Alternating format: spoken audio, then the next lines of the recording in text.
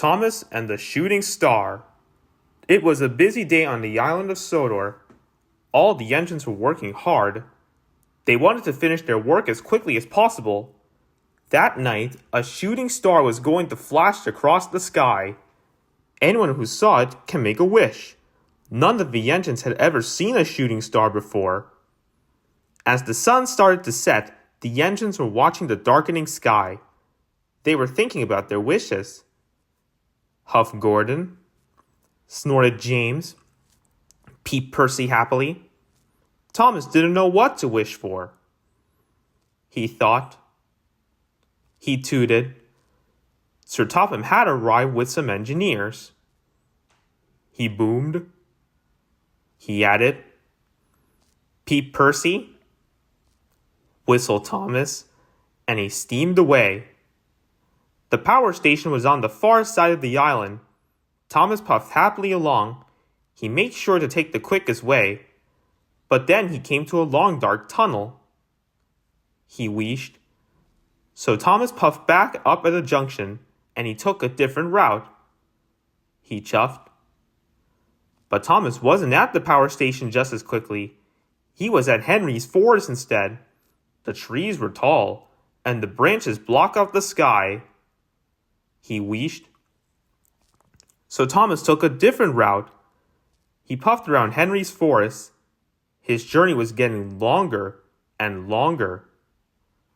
Thomas came to the cutting through Shen Valley.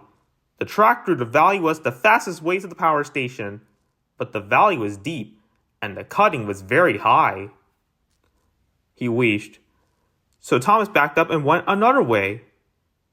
Thomas's journey was getting even longer, and it was even later, and with no electricity on the island, Sodor was darker than ever. At Titnut Sheds, the engines were all still thinking about their wishes. All except Percy. He was worried about his friend. He peeped sadly. But the engines didn't know where Thomas was.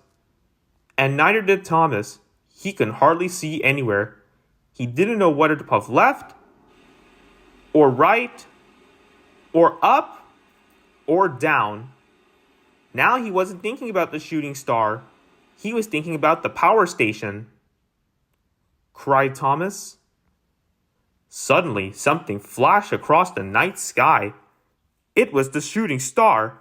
It shot across the sky like the brightest rocket that had ever been. It lit up the island from coast to coast. Now Thomas could see the power station. Cried Thomas, and he steamed off as fast as he could. Thomas arrived at the power station. The engineers quickly got to work.